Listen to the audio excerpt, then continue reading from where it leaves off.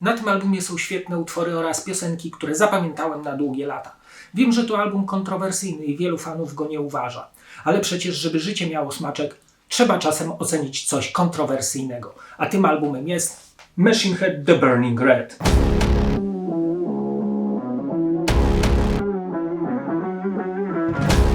Machine Head powstają w 1991 roku w Oakland w Kalifornii w USA z inicjatywy gitarzysty i wokalisty Roba Flynna oraz basisty Adama Diusa.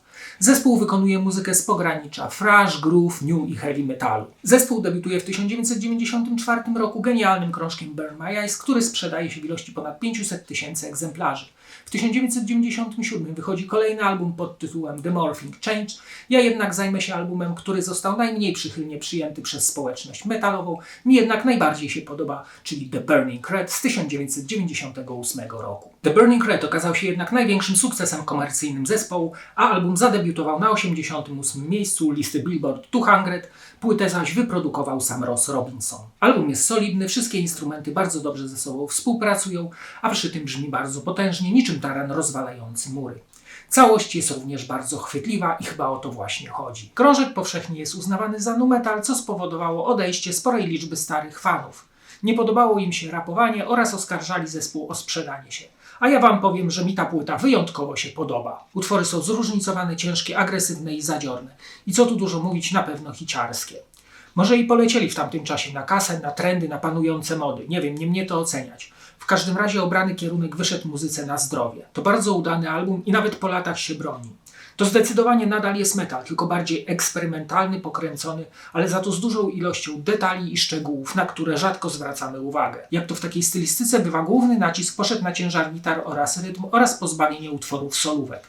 Riffy są za to bardzo chwytliwe i każdy utwór w zasadzie ma coś ciekawego do zaoferowania, a niektóre frazy pozostają w głowie latami. Flynn ma talent do pisania melodii i trzeba przyznać, że na krążku przesunęli swoje muzyczne granice, łącząc to, co grali kiedyś, wraz z nowoczesnością i przyszłością. Produkcja jest ciężka, selektywna, całość brzmi potężnie, czyli tak jak powinna brzmieć taka muzyka.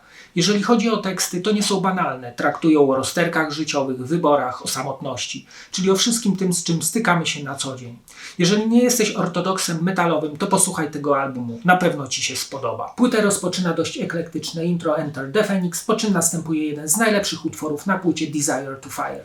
Jest on okraszony wszystkimi atrybutami nu metalu. Jest groove, ciężar, melodia, a rock pokazuje swoje możliwości wokalne. Krzyczy, rapuje oraz śpiewa. Nie możemy powstrzymać tego, co będzie. Weź ogień i chodź za mną.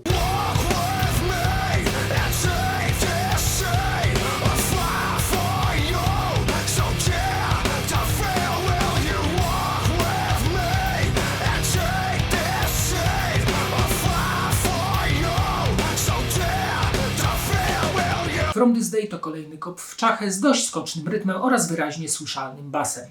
Następnie wchodzi rapcore, a świetny refren możemy sobie pośpiewać razem z Robem.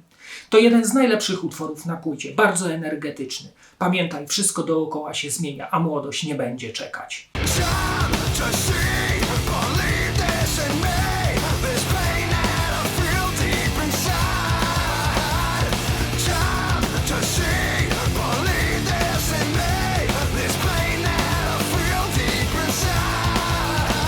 Message in a Battle to cover niejakiego The Police i zagrany w sposób wręcz genialny. Machine Head zrobili to w swoim stylu, nie zatracając ducha oryginału. Flynn zresztą zastanawiał się, czy kawałek umieścić na płycie. Teraz można powiedzieć tylko jedno. Bardzo dobrze, że to zrobił. Zresztą miesięcznik Loudwire w 2013 roku umieścił go wśród 55 najlepszych coverów klasycznego rocka. Utwór opowiada o samotności i jak wiele osób ją odczuwa.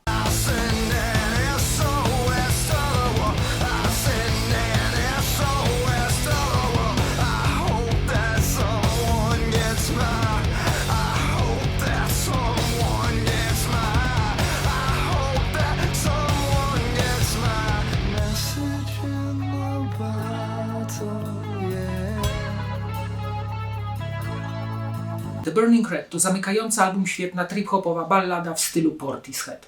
Utwór ma przetworzoną perkusję, a Flynn śpiewa z uczuciem.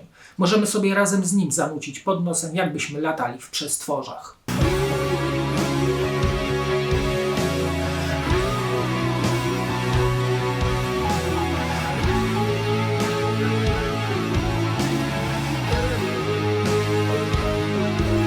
zobaczmy teraz okładkę i wkładkę. Okładka jest dość minimalistyczna. Na bordowym tle na samym środku jest kielich rozwiniętego kwiata, również bordowego. Ponad storczykiem jest nazwa zespołu i tytuł The Burning Red. Całość pokrywają drobne rysy jak na starej kliszy filmowej, czyli nie jest tak idealnie jak powinno być, jak to w życiu. Wkładkę podzielono na 6 łamów, na jednej stronie są 4 zdjęcia zespołu, a pod nimi podziękowania. Dalej okładka. Na stronie drugiej kolejne 5 zdjęć, na dole informacje o producentach, gdzie nagrano i miksowano album i tym podobne. Dalej tytuły utworów i fragmenty tekstów. Na płycie CD na bordowym tle nadrukowano logo, nazwę zespołu, tytuł albumu oraz logotyp wydawcy Roadrunner. Na tyle pudełka na bordowym podniszczonym tle podano tytuły utworów, producentów i logo wydawcy. W moim odczuciu The Burning Red to bardzo dobry album, na tyle dobry, że co jakiś czas do niego wracam.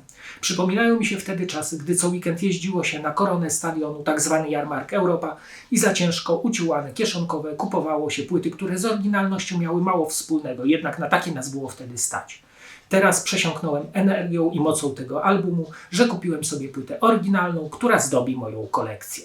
A teraz zapraszam do oglądania kolejnego odcinka. Cześć!